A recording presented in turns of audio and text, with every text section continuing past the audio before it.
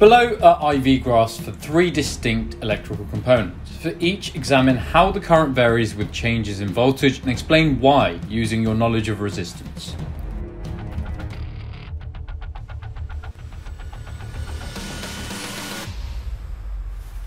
Now, clearly we have three different graphs, but if we look slightly closer, we can see that we basically have two quite distinct but similar features.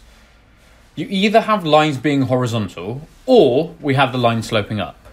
So the fixed resistor is basically the perfect component, because as you increase the voltage for the fixed resistor, the current increases proportionately, and so we can say it follows Ohm's law, where the voltage is directly proportional to the current.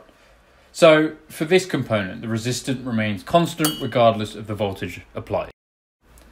The filament lamp shares the same profile as the fixed resistor in the beginning. So as the voltage increases, the current also increases up to approximately 1 volt. However, after the 1 volt mark, the current starts to plateau even as voltage is increased. And if we go back to basics, remember that current is the amount of charge that passes a point every second, and this is often visualized as the number of electrons passing a point every second. So this is because as current flows through the filament, it causes it to heat up, leading to an increase in the resistance, making it harder for electrons to flow.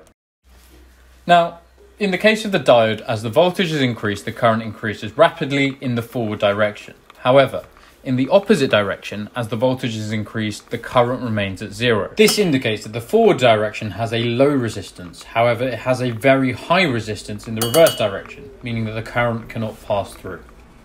If we have to summarise then, for the fixed resistor, as the voltage increased, the current also increased in both the forward and backward directions, and this was due to the resistance being constant. For the filament lamp, the current increased up to a certain point as voltage was increased, and then it started to plateau, and this was true in both directions.